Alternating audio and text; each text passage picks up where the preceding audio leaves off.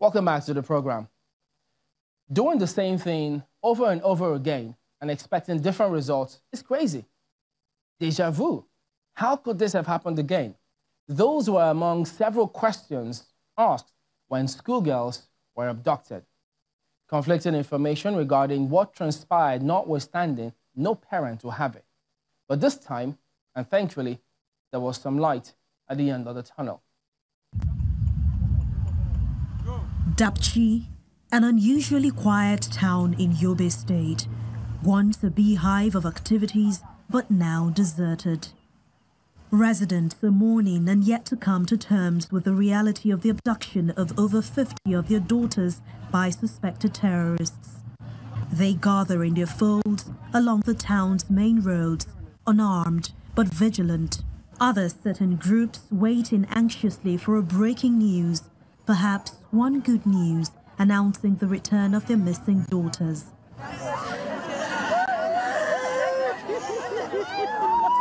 Parents of the missing girls cannot hold back their tears. Consoling them is a difficult task, but there is a more difficult one, which is to rescue the girls and provide security for other schools in the state from unforeseen attacks.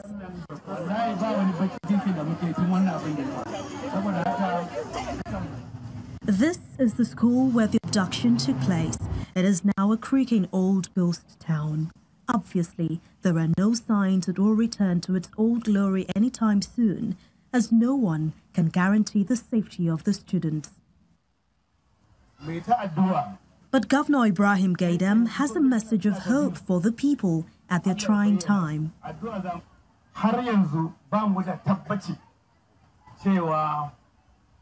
We are not certain that the insurgents went with these girls as claimed. We all have to intensify prayers as security operatives are still on the search for these missing girls. They have to continue to gather intelligence reports, and we have to support their efforts with prayers.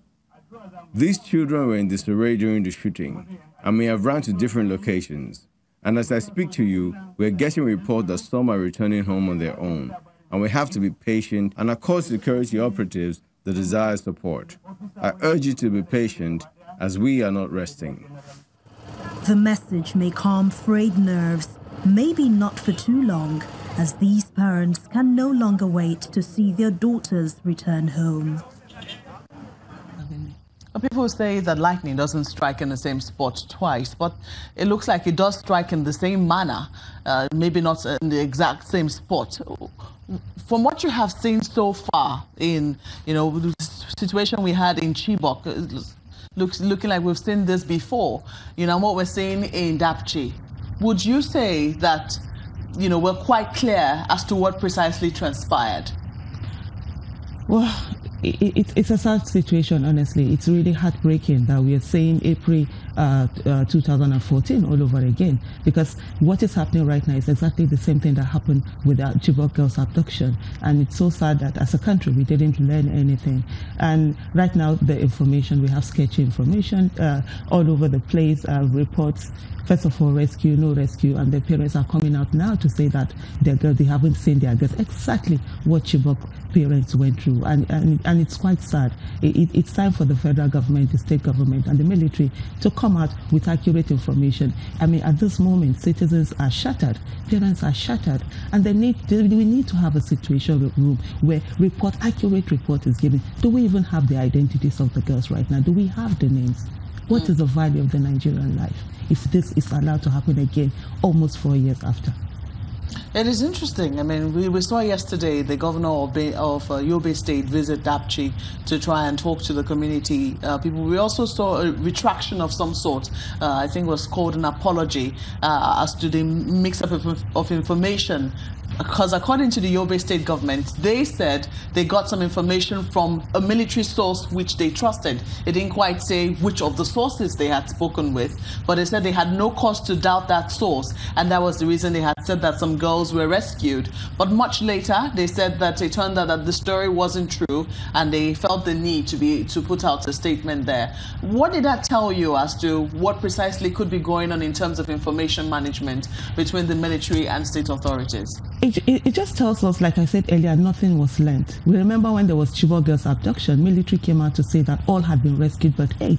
And the nation gave a sigh of relief and everybody was happy about it until the parents came out to say that no, they hadn't seen their daughters, and then the military recanted. So we are seeing the same thing playing out. So I want to ask you, we're aware last Christmas, of course, there was the release of over 100 Chibok girls, and we know that the administration had to part with something in order to make that happen. Approximately 3 million euros in cash and 5 selected Boko Haram commanders in exchange. I want to ask you, are we at risk of creating a trend in which Boko Haram will continue to find vulnerable areas to abduct our children, to be able to create a negotiating chip, a bargaining chip, to replenish their own resources to continue to do this action? As a movement, we consistently said one thing to the government. They have all the information to be able to make the informed decision on how to go about the rescue of our Chibok girls. And we said there were 3 options. Military action to rescue our Chibok girls, a combination of military action and negotiation. The 4th option that we said was not acceptable was the option of doing nothing. So it was for the federal government to sit down and look at the information that they had. They don't have all the information, and be able to make that informed decision as of what is best for the nation, what is best for our Chibok girls. The one thing we did say was that the rescue of our Chibok girls, it's not a privilege. It's their right as enshrined in the Constitution of the Federal Republic of Nigeria.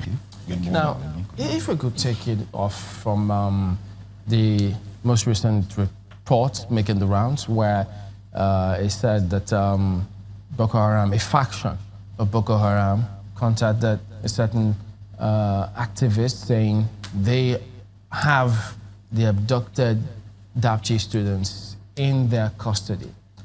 And the response that some have about this is, well, okay, how do they internalize this? But how should the government, if they were to take this as authentic, assuming they were to take it as authentic, how would you recommend the government respond to this kind of narrative? Before the recommendation, let us understand that the Dapchi incident was as unfortunate as it was avoidable. Now, having not avoided it, and you are now really boxed up, and you have your children within the grip of these people, then you must do your utmost to ensure they return safely. You must do your utmost. Whatever utmost means here now is left to the government to ensure they do it and give these poor children back to their parents. In other words, there isn't any one-size-fits-all kind of approach they can take on this. No, you don't actually. You see, for now, the government is not going to be speaking from a position of strength. Okay, it's not going to be. They're not going to be speaking from a position of strength. So the best thing that should have been done at the initial was to have avoided it, and there was enough to leverage on. When you say avoided it, how do you mean? Listen, once upon a time, some Chibok girls were taken from school. If we had gone into the scenario and seen what caused it, how was it done, where was it done, who did it, then we could begin to say which other schools have the same trappings, the same similitudes with the Chibok school, and affect whatever we have gleaned off as preventive measures to these schools. That's how you improve, that's how you learn. There has to be some process assets from that unfortunate event in Chibok. So as my French brothers say, le premier gaou n'est pas gaou, c'est le deuxième qui est gâtard. You know what that means? The first fool is not a fool. It's the second time fool that is a fool. Once bitten, you should be twice shy. That's why I say it was avoidable. What do you think of this?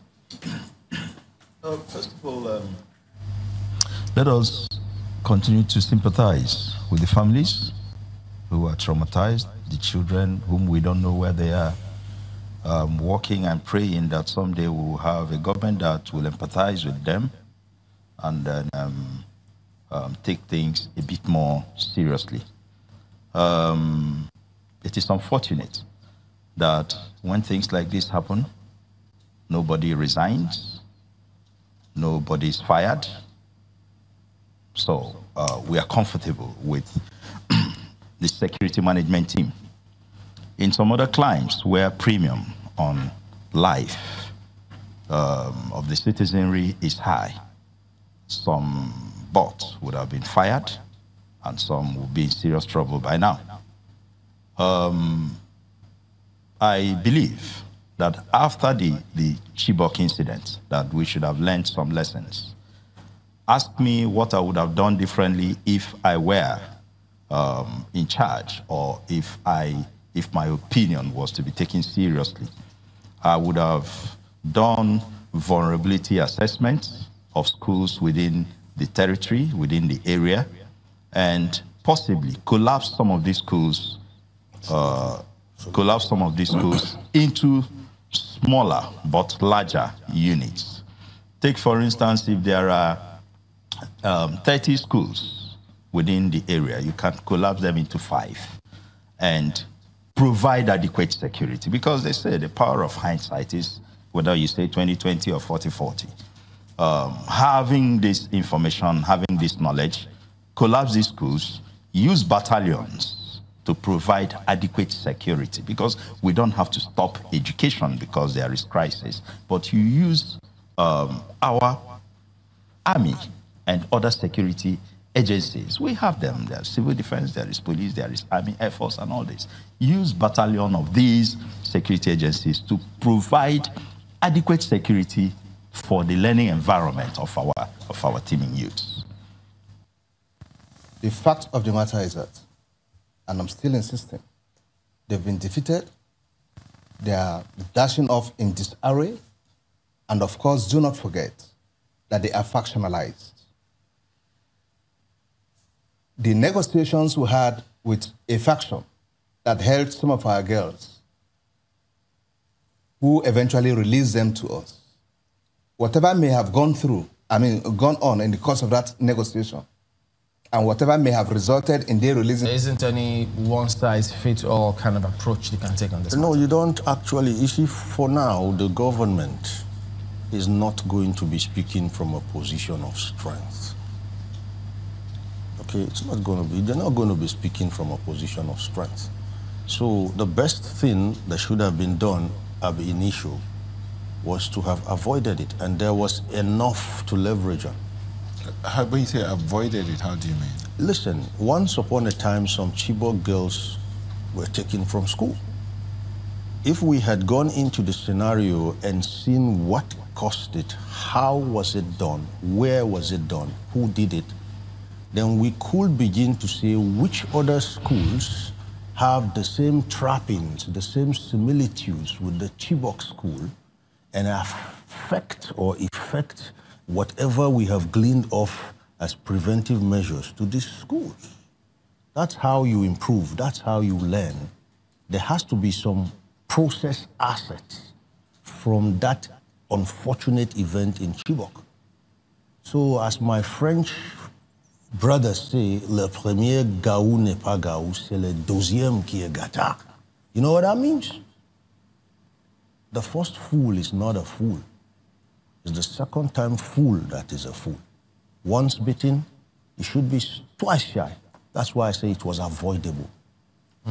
What do you think of this?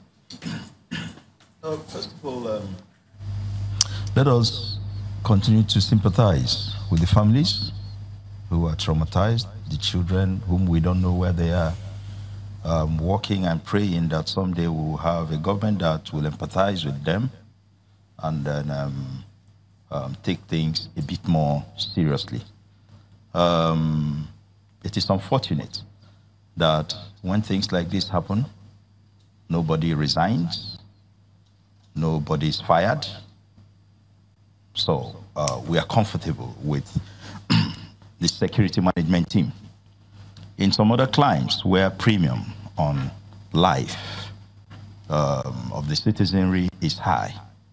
Some bots would have been fired, and some will be in serious trouble by now. I believe that after the Chibok incident, that we should have learned some lessons. Ask me what I would have done differently if I were in charge, or if my opinion was to be taken seriously. I would have done vulnerability assessments of schools within the territory, within the area, and possibly collapse some of these schools, into smaller but larger units. Take, for instance, if there are 30 schools within the area, you can collapse them into 5 and provide adequate security, because they say the power of hindsight is, whether you say 20/20 or 40/40. Having this information, having this knowledge, collapse these schools, use battalion of these security agencies to provide adequate security for the learning environment of our teeming youths. Captain Umar, I mean, you know, this kind of scenario, those watchers from outside, there are several questions that appear basic, but from the look of things, it turns out that they're not as basic as they seem. Because, for instance, when you say, look, didn't we learn any lessons from Chibok? How is it that this is repeating itself? And then you remember, now there's another panel, or is it a committee, that's been set up to review this. This was the same thing that was done with that of the Chibok scenario. And what happened to the report, nobody knows. I think it's still gathering dust somewhere. Now, you see these kind of strategies that they keep adopting. Let's not forget that security is one of the tripods that this government came into power upon the promise. And in spite of all that we've done, why does this seem intractable? The one word there is responsibility. There is an absence of responsibility. Put another way, zero consequences. Okay? So most of these policies that are written, they don't go beyond the ink in which they are written or the words in which they are pronounced. The policies themselves are like aberrant. So we've gotten ourselves in this cyclic web of what you can call stereotypism. Once an event happens, I can tell you 9 to 10 times, we get visits of condolence from highly, sounding designations, public office holders, and having done that, it's hyped, ceremonial. Then panels sit, and these panels look into it, call people together, they tell them what happened and what have you, and they actually submit reports. Some of these reports are so bulky, I wonder if the office holder will even have time to read them. Yes, and that's it. So it's now more, it's a habit with us. But why is this the case? Because, look, we have very fine gentlemen in the army. Fantastic, some of them, leadership in the army. Why is this always the case? The case is simple. We tend to focus on, on partialities, trivialities. Let me give you an example. You see, the military has a job to do in the Northeast. Their job is to tactically hold our grounds and make sure these guys do not have a landing. They don't claim anywhere as their bases. And while the military is doing that, there has to be a concurrency of activity from other stakeholders, including citizens, that align with the trajectory along which this government's security statement is drawn. So what we are looking at is, what will now be the role of the police in a counter-terrorism or counter-insurgency scenario? What is the role of the customs? What is the role of the NDLEA? What is the role of down to even the communities? What is the role of religious leaders? What is the role of youth leaders? What should be the role, even to gatherings? I spoke about blueprints a long time ago. When the Yanyam bombing went off, there had from then on to be a minimum requirement on what markets should look like, security and safety-wise. Now, you don't need to enforce it the way we would want to do. All you need to do is to make people understand that if you want people's safety here, this is how you have to behave, this is how you have to do things going forward. And if they don't do it, you slam an alert situation there. You could say we're giving it an orange situation. When people don't come to your markets and you've paid rents for the stores, I'm sure you'll be doing something to the market. Beautiful, that's how it works. But what we see today, most of the time in our situation that makes it, as you said, why is it so difficult, is stereotypism, inside, not even outside the box thinking. The fact of the matter is that, and I'm still insisting, they've been defeated, they are dashing off in disarray, and of course, do not forget that they are factionalized. The negotiations we had with a faction that held some of our girls, who eventually released them to us, whatever may have gone on in the course of that negotiation, and whatever may have resulted in their releasing those girls to us, other factions may not have shared out of whatever the rewards were. And since they too realize that, look, the game is up, what can we grab to be able to make something out of this thing, since it's now go home time? Those are the lines of actions I see happening. Let's also make some approach or some moves and see if we can get some other kids. And invariably, they cut us pants down and they were able to get these kids. At the end of the day, it's going to boil down to ransom. No girl is going to be killed. Now, if we are that desperate in getting these girls, I think we can get them. They are moving in lorries. Definitely, they are not being chauffeured by air to any country. If they are moving into neighboring countries, they are moving through the forest with lorries or on foot. You believe we can get them through military action and not negotiations? Whichever, but military action, I will not want to suggest a rescue military action. We might, at the end of the day, through military action, not get them completely. Is it possible? But if military can provide the intelligence, using all our surveillance aircraft and all the equipment we have at our disposal. Do we have? Of course we've got surveillance aircraft. Your Air Force has got surveillance aircraft. So we have an idea in what direction those trucks are moving?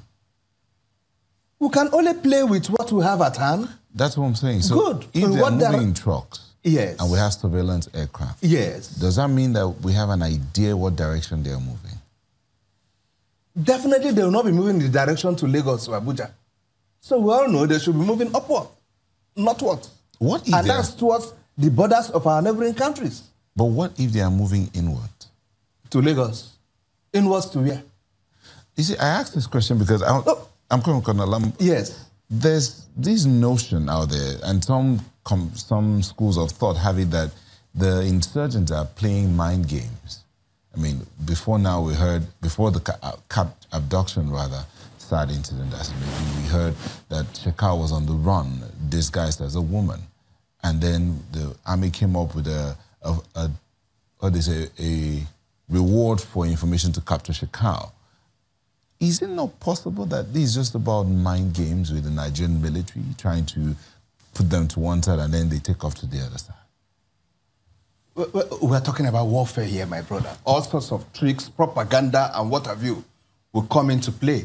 And that's why, personally, right from the beginning of all this, I have always said, look, our propaganda machinery must be well put in place, just the way the Biafrans had during the last civil war. Is it in place? Well, to me, it has not attained the level I really want it to be yet.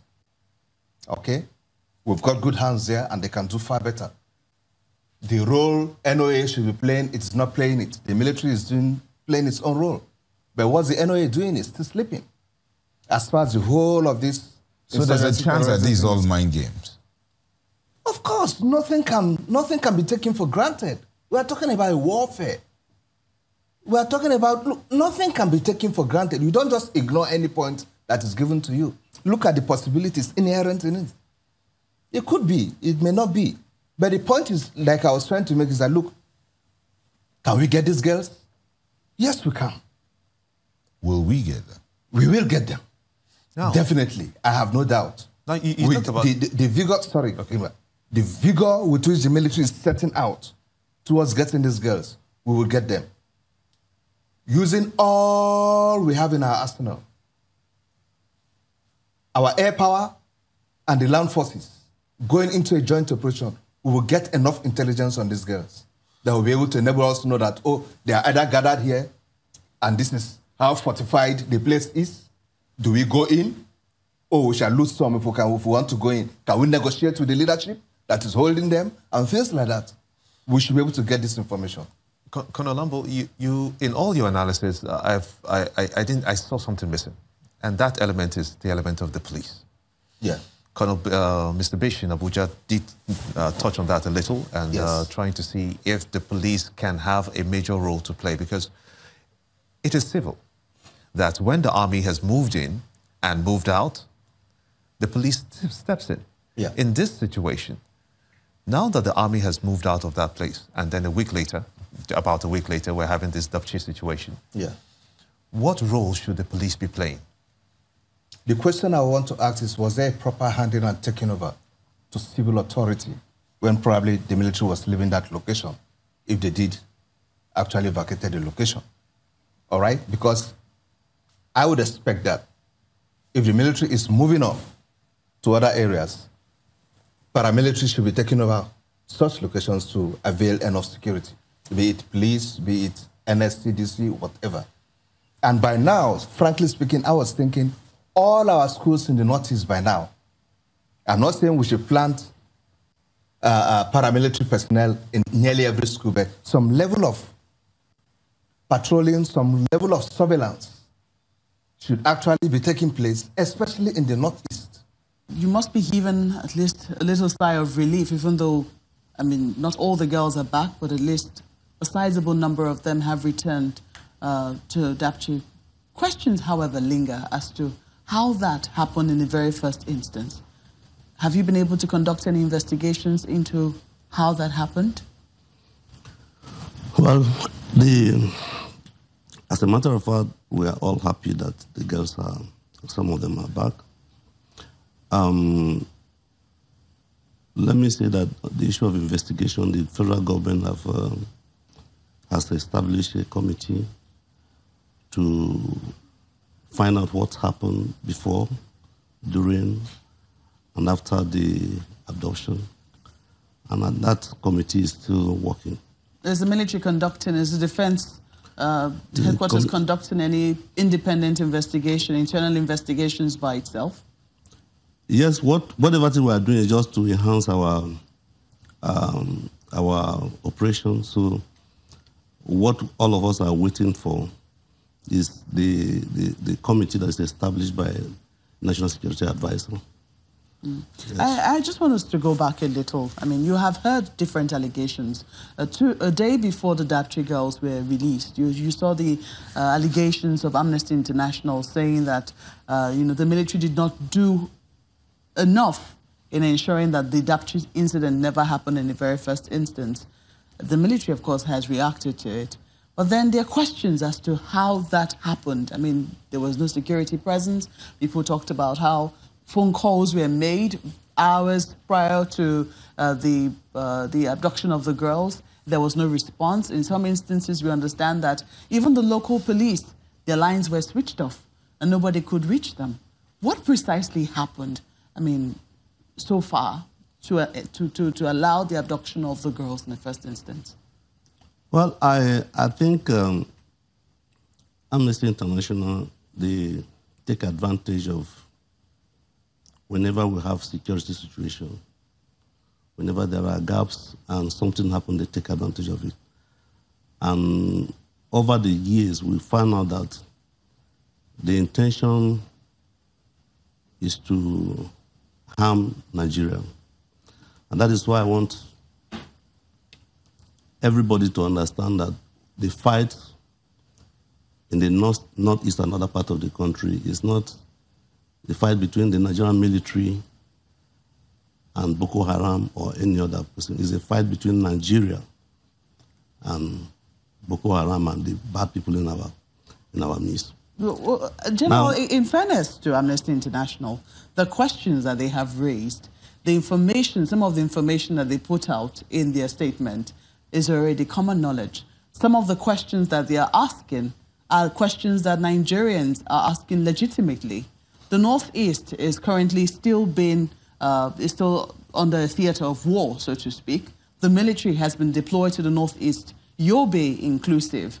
There are questions as to how, first and foremost, we could have allowed schools to be unprotected. How come it is that these people were able to come in for hours, take these girls, and then take them out. In some instances, we heard that their vehicles broke down and that, people had to help them. And there was no security knowledge of what was going on at that time. Yeah, this is AI's allegations.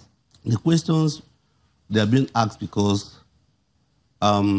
people don't know the landmarks that we have in the Northeast. And also the number of troops that are deployed in that place. So you can, if you are in Abuja or any part of the South, you can easily, what happened? If somebody is in Gwagwalada, somebody is in any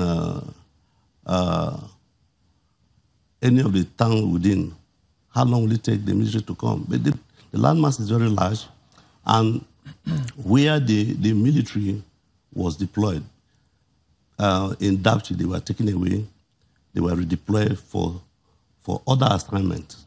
And so it is possible that the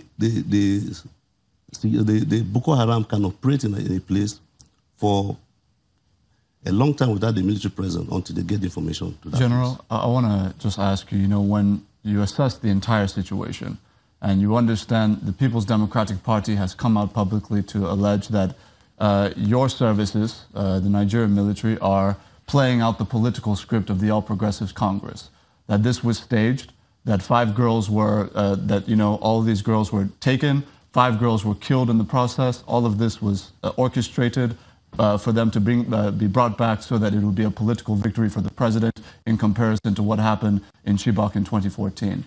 What are your thoughts on that, and is there any veracity to it? No, that is what we want Nigeria to understand. This is not the issue of APC or PDP. Now, we have this kind of situation when APC was in opposition and the Chibok girls were adopted. But the general picture is that with what Amnesty has been bringing out, their report, and we have our very senior politician emphasizing, accepting the report, it has a kind of boomerang effect on the country and in the military. What do you make of the explanation which you've heard previously, even the one you just heard? Well, when the incident occurred, I was interviewed by a network, and I said I saw the Dapchi kidnap as a deja vu. We've been here before, 4 years ago with Chibok. So it was sad commentary on Nigeria as a nation state, and the global networks have made heavy weather of our incompetence, as if we're unable to manage ourselves. So it was with a sense of relief that I got the news that the girls were back, -5 that were missing in action, and 1 hapless Christian girl that was being coerced to change her religion. So I don't think the government should beat its chest for a job well done. In fact, it underscores the credibility gap that the government experiences among Nigerians generally. It seems that the Buhari government does not enjoy tremendous credibility. People, of course, have been falling over themselves to celebrate the government for promises kept and what have you. But when you watch the international media, as some of us do, it's not a happy day for Nigeria. We are relieved that the girls are back. But Nigeria has to get its act together. There's a security challenge throughout this country, and not just the kidnap of school children. I'm talking of the murderous Fulani herdsmen, the havoc they've been perpetrating all over the place. And so it's stretching credulity so wide to say that Nigerians are massively supporting this government. I think the government has a problem, and it should be well advised to own up to it and do the needful. It has just less than a year to face the electorate.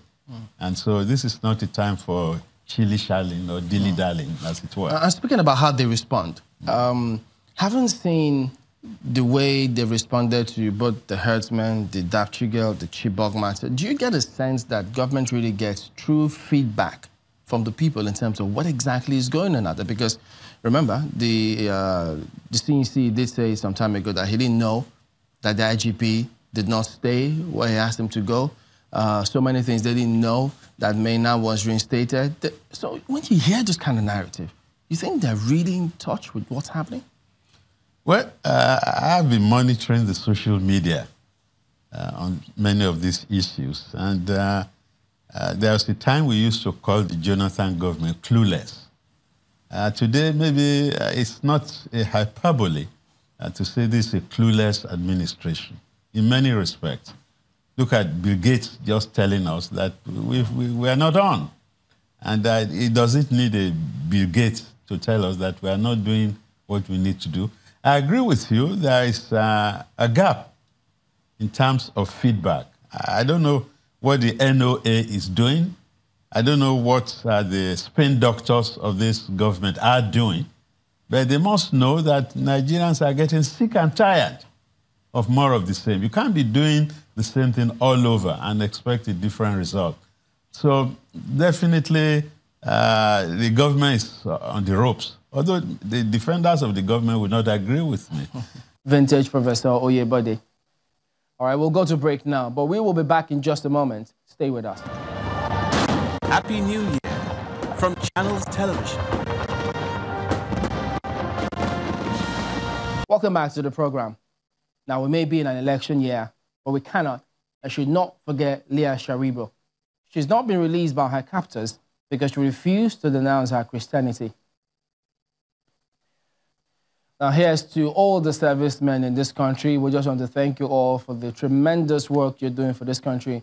We do hope that you just keep doing what you're doing. Our support and all is with you all. All right, so that's it today. And for those asking where Markwa is, you'll get to see her at some point this year, as well as my other colleagues who themselves will be back tomorrow. I'm Chamberlain, so thank you for watching. Have a very happy New Year.